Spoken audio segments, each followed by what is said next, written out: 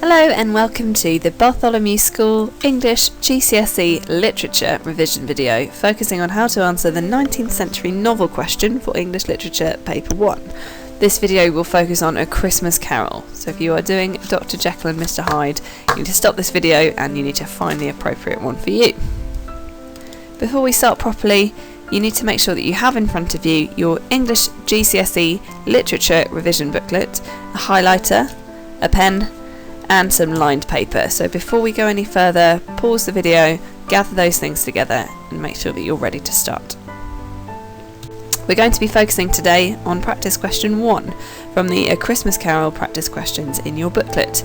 This is the one with the extract from stave 1. In an exam, the first thing that you have to do is look really closely at the question you are being asked. So we're going to do that now with a highlighter. First thing that you should notice is the phrase starting with this extract. This tells us that we need to analyse the printed extract, but also that it is only a starting point. So we need to have quotations that we know from the rest of the novel too. Next, you should notice that the question uses the words how and presents. This tells us that we need to focus our answer on the techniques and methods that Dickens uses. Thirdly, the subject of our answer needs to be the importance of each person's deeds. This stops us from writing everything we know about the novel and tells us that we need to be paying attention to ideas about the importance of each person's deed in the extract and in the novel as a whole. We should notice how many times the question writes Dickens's name. This tells us that we need to be writing about the novel as a piece of literature, not about the characters as though they are real people. And then lastly, as we've mentioned, we need to write about both the extract and the novel as a whole. So this means that we have to have learnt some quotations, otherwise we won't be able to refer to the whole text. So let's turn now to the extract. I'm going to read it aloud and you need to follow, and with your highlighter pick out any words, phrases or techniques that you think you could say something interesting about. Remember that the focus of the question is ideas about the importance of each person's deeds. So this is from stave 1, where Scrooge is haunted by the ghost of Jacob Marley.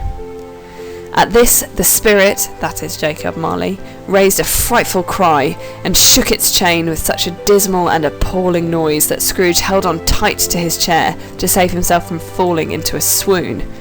But how much greater was his horror when the phantom, taking off the bandage round its head as if it were too warm to wear indoors, its lower jaw dropped down upon its breast.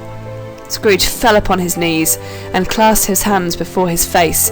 "Mercy," he said, "dreadful apparition, why do you trouble me?" "Man of the worldly mind," replied the ghost, "do you believe in me or not?" "I do," said Scrooge, "I must. But why do spirits walk the earth, and why do they come to me?" "It is required of every man," the ghost returned, "that the spirit within him should walk abroad among his fellow men, and travel far and wide, and if that spirit goes not forth in life, it is condemned to do so after death. It is doomed to wander through the world. Oh, woe is me, and witness what it cannot share, but might have shared on earth, and turned to happiness." Again the spectre raised a cry, and shook its chain, and wrung its shadowy hands. "You are fettered," said Scrooge, trembling. "Tell me why." "I wear the chain I forged in life," replied the ghost. "I made it link by link, and yard by yard. I girded it on of my own free will, and of my own free will I wore it. Is its pattern strange to you?" Scrooge trembled more and more. So what could I have picked out? Well, I might have started by highlighting the evidence in what Marley says, that he has been judged after death because of the deeds he did in life. I'd pull out these two parallel phrases, "it is condemned" and "it is doomed." I can talk about the impersonal pronouns "it" and about the judgment implied by those adjectives condemned and doomed. I might then have moved on to the imagery of confinement and imprisonment. Scrooge describes Marley as fettered, which means chained. There are references to chains throughout the extract repeated, and in the repetition in the explanation by Marley that he made his chain link by link and yard by yard, there's an emphasis on the length and the power of the chain. The consequences of his deeds, symbolised by that chain, are that he is punished with imprisonment. I then turn to evidence that Marley is suffering as part of the punishment for his deeds. The interjection, "Oh, woe is me," in the middle there, is powerful because of the exclamation mark, and the word woe has connotations of torment and suffering beyond just sadness. The three verbs that Dickens uses to describe Marley's movements are striking. He raised a cry, shook his chain, wrung his hands. These all suggest an extreme suffering. And then lastly, I'd want to think about what Marley's ghost is doing there and the impact that he's aiming to have on Scrooge. He wants Scrooge to learn the lessons that he failed to. He wants Scrooge to take responsibility for the deeds that he does in life. So I could pull out the adjectives at the beginning that suggest Scrooge is afraid of Marley's ghost, suggesting that he's having an effect. And then I could look at the repetition of the verb trembling towards the end, and trembled, which suggests that Scrooge is indeed beginning to learn. Now, you might well have highlighted other things. That's not a problem at all, as long as you can write interestingly about those quotations in relation to the question. But you'll remember that this question isn't just about the extract. It also asks you about the rest of the novel. So I'd suggest that a good way of planning your ideas is to put them down in a table that looks a bit like this. So I want to plan 3 or 4 really good analytical paragraphs using the ideas I've taken from the passage. So I had my quotations explaining what happens to the human spirit after death. It is doomed, it is condemned. And my idea that answers the question about the importance of each person's deed could be something like, Dickens presents each individual deed as important, as they will be judged by what they do. My second quotations were about the imagery of chains, so I might make the point that Dickens implies that the actions of each person have consequences. I'll talk about punishment, but I can also talk about chains of events and think about the chain more symbolically. To build on this, my quotations about Marley's ghost suffering could be used to make the point that Dickens suggests each person will be punished for the wrong they have done. And then lastly, I might use my evidence of Scrooge being frightened to make the point that Dickens gives hope that people can change, and that this is a novel about transformation. Once I've prepared what I'll say about the passage, I need to think about the rest of the novel. And this is a really good opportunity to think about structure, so I'm also going to keep in mind how the ideas about deeds might change or develop as the novel continues. For each point I've made, I'll now try to think of a linked passage or quotation to develop my idea. So thinking about judgment, I'll make the link to just after this conversation, when Marley describes Scrooge's own chain. He says it is a ponderous chain, which implies that Scrooge is also facing judgment for his deeds, just like Marley is. I could discuss the purpose of the visits of the 3 ghosts, which is to enable Scrooge to face the reality of the chain he carries, which symbolises the weight of his responsibility for the evil things he has done. For the idea of the consequences of a person's deeds, I will use the phrases that Scrooge uses to describe others, which later come back to haunt him. He asks, "Are there no prisons? Are there no workhouses?" and declares that the poor had better die to decrease the surplus population. And then later, the ghosts use these phrases to show him the error of his ways.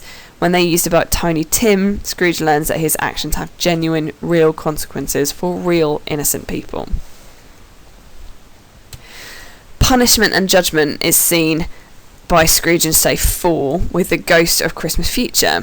So I'm going to link here to the part where he hears his own death described by others. He's lying, gasping out his last there, alone by himself. And notice that unnecessary phrase, by himself. That's called a tautology. It emphasises his complete isolation. They even say in the Pawnbrokers that it's a judgment on him. If he doesn't change his nature and deeds, he will be punished by dying alone unmourned. And then lastly, I'll take this idea of redemption as being important, and it gives me an opportunity to consider structure. So I'll take a simile from the beginning, hard and sharp as flint, and 2 from the end, which describes Scrooge as light as a feather and as happy as an angel, to demonstrate that Scrooge can indeed change his ways, as we begin to see in the extract. So his deeds are different at the beginning from how they were at the end. I also obviously need to talk about context in my answer, so my last bit of planning is going to be to make some notes about the kind of context I could write about.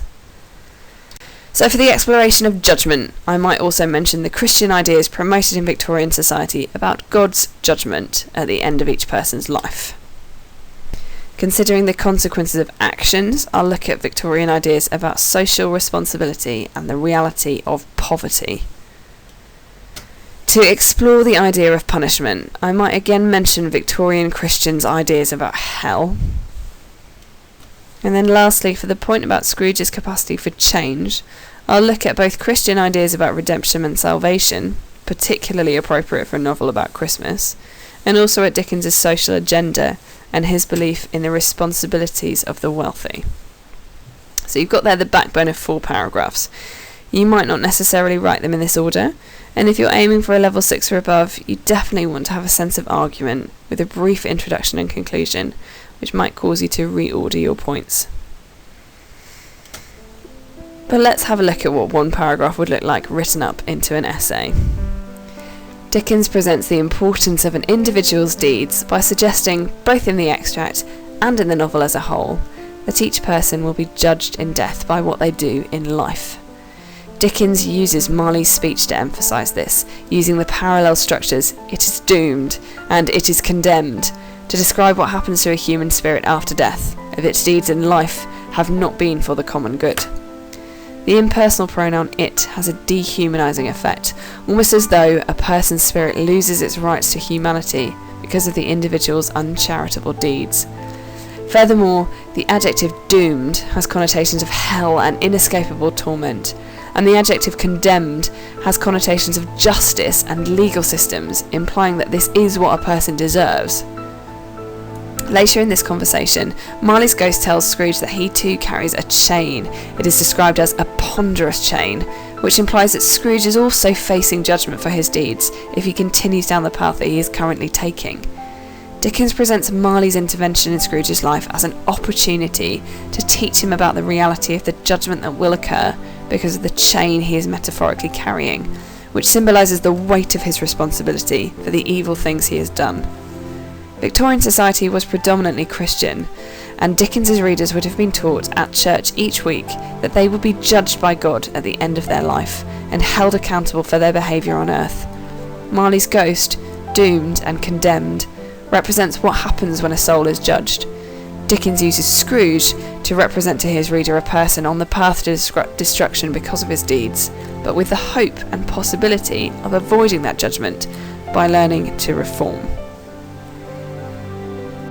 So you can see, in my paragraph, I've given a response to the question in my first sentence. I've analysed a quotation from the extract in detail. I've linked this to elsewhere in the novel where I've also analysed in detail. I've developed my point through contextual reference, and notice that I've tried really hard not to generalise here. So I've talked about Victorians being taught in church rather than saying every Victorian believed in God. That's a generalisation, but much of Victorian society would attend church. That's slightly different. I've finished off my paragraph with a link back to the question. So this answer will take you 50 minutes to write. You can look back at any part of this video to help you with the planning, and you can use your revision booklet to remind you what you're being marked on. Have a go now at writing your response, hand it to your teacher for some feedback, and then have a go at some of the other questions in the booklet using exactly this method, and you can re-watch the video to help you with anything in the planning stages or the writing. Thank you very much for watching. Good luck with your response.